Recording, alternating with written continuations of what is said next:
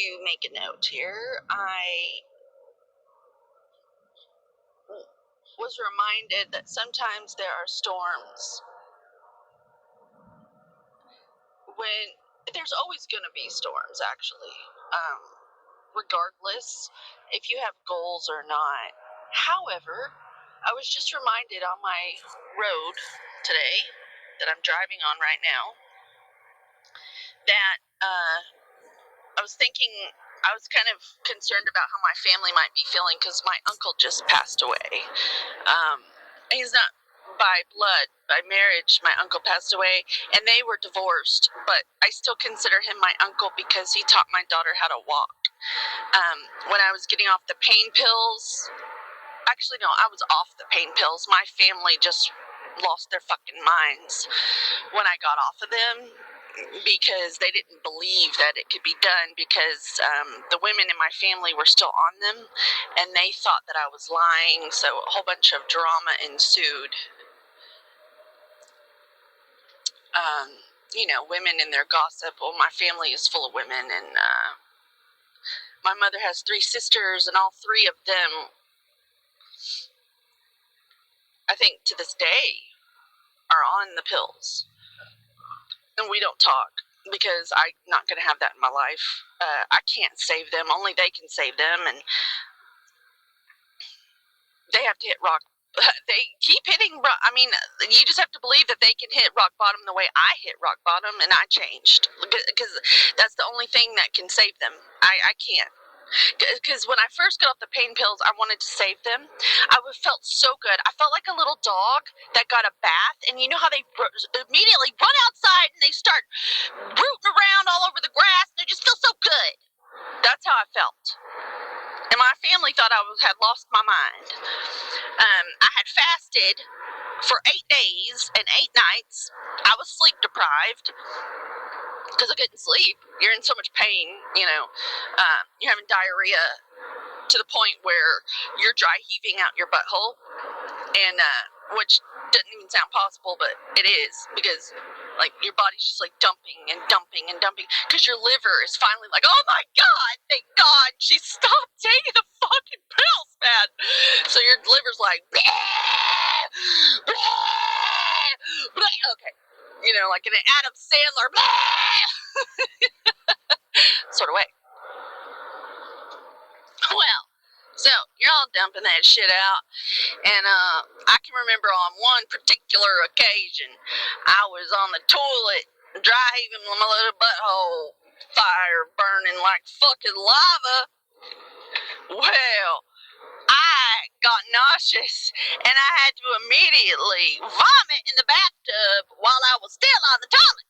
Okay, that shit sucks. Okay, this is why the women are still on the pills. Okay, that's why they suck dick for pills, because of that's how bad the withdrawals are.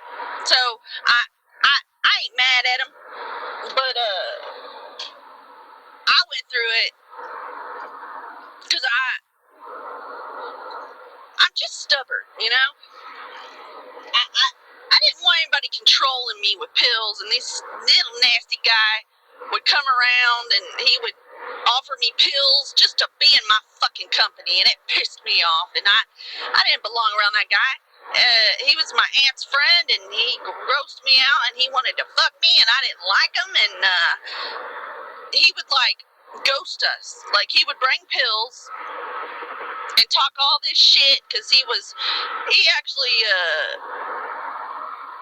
was a former anesthesiologist, and you know the type, big talk, all talk motherfucker, and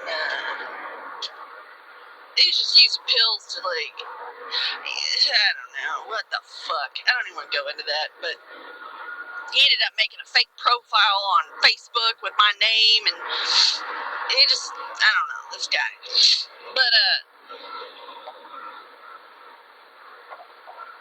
he would ghost us, and that triggered me because I would go through these withdrawals, and I was towards the tail end of my withdrawal, like on the maybe 5th or 6th day, and that fucker showed up with a handful of Oxycontin, into that little room. I was detoxing, I was coming down off of the fucking pills.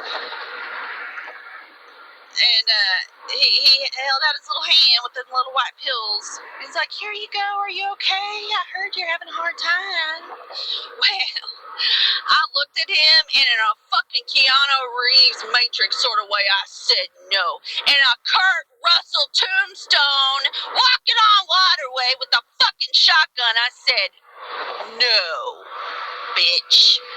And so I did. I said no. And I kept going. My little girl was 1 year old. Thank God my aunt was there to help me with her. I'm sure she holds it over my head to this day that she had to fucking help me. I just wish she could get off the pills. And ain't nobody gonna be able to help her. Everybody's looking for the secret. Everybody's looking for the secret of how to do it. How to get here, how to get there. When all the fuck they have to do is just fucking do it. Like Nike says, just fucking do it. Do the work. It's gonna be hard. You're gonna fucking hate it. But do it anyway. I did. And I earned self-respect, self-appreciation, self-love. Those 8 days, and I stumbled upon a spiritual awakening of the likes I'd never seen before, and I had had many moments with God. I have. Maybe 10 years before that, I had been going through a hard time, and I've seen God before.